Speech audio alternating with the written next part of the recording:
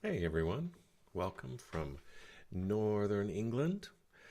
So, if you're still in healthcare after everything these past few years have asked of you, it's because part of you still believes the work matters. So, welcome to everybody who's coming. Welcome to everybody who's popping in tonight. Pop into the comments the one thing that keeps you turning up. For me, early in my nursing career, I was working in a skilled nursing facility, a SNF, they called it, and I lost my first patient. He was well into his 90s. He was a DNR, do not resuscitate, and he was never conscious while I was caring for him. But his family was in the room, and a hospice care nurse was there too. And when he started to deteriorate, I felt a jolt of panic, and I said, "Oh God, I think he's going soon. I should call his doctor." I was actually listening. I was auscultating when I heard his heart stop, and after that, and it was kind of terrifying. The hospice nurse looks at me and she says, "Why? Why would you do any of this? Just relax." I didn't have an answer. He died peacefully. He died surrounded by people who loved him after a long, good life. And it still gave me nightmares for weeks. That gnawing fear that I'd failed him in some way that I didn't even know. That weight, the weight that you carry around for strangers, never makes it onto a resume or a CV. But it's the truest proof of why you're still here. So here's the question underneath most every coaching call that I take. If I still care this much, why do I feel this empty? Because burnout is not the death of your purpose. Burnout is an intact purpose forced through a broken container. Chronic understaffing, 2 hours of documentation for every hour of actual care. I'm exaggerating, of course, but you get the point.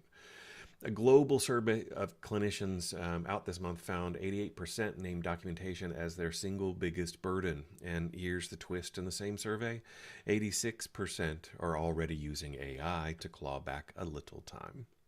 Most of them with no guidance from their employer, no permission. Clinicians aren't waiting for permission anymore. And Philips Future Health Index found AI is already being handing clinicians back some time, more than 16 working days in a year. And for the first time, the tools are actually giving back time instead of taking some more of it, which seems like they always do, right? Therefore, the real question was never how do I care less? It's where should my caring actually land? Now, you might expect me to say the answer is leaving the bedside to protect yourself, and that's not it. The move is changing where your care lands. At the bedside, your impact is bounded by your own two hands and the length of the shift.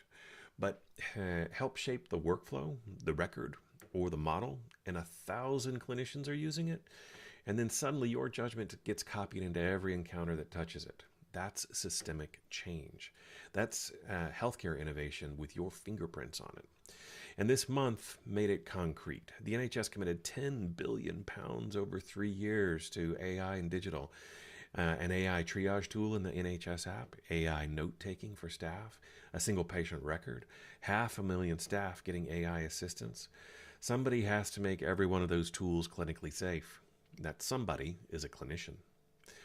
Whatever the vendor, the roles look the same: clinical safety officer, clinical informatics lead, EPR optimization lead, AI validation and governance. It's not coders, it's clinical people who understand the work. And we've seen this curve before. The clinicians who stepped into EHR, EPR adoption built 20-year careers on it.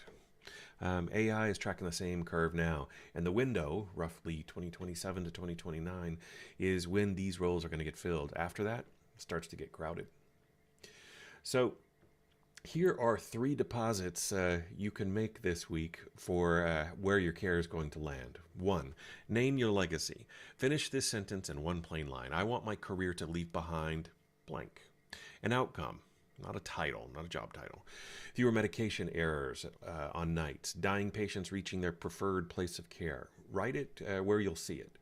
Number two, find the gap nearest you, the workflow that makes you sigh every time you have a shift. Write one paragraph on how you'd fix it if no one could say no.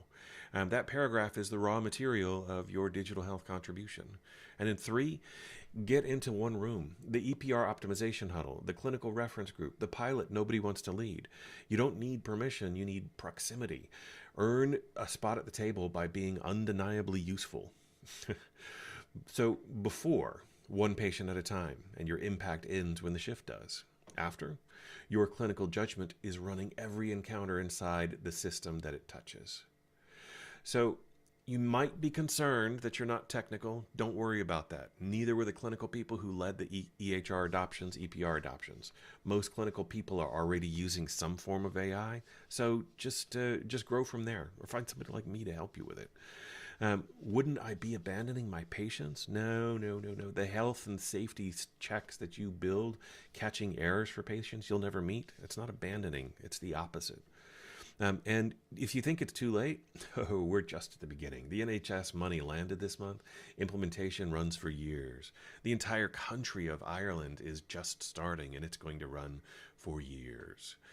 So remember, staying was never your failure. The part of you that refused to stop caring is exactly what healthcare needs for the next chapter. When you're ready to talk, rodgamble.com is where to find me. Next week, we open up a new cycle, a calendar of your own, and we talk about getting your time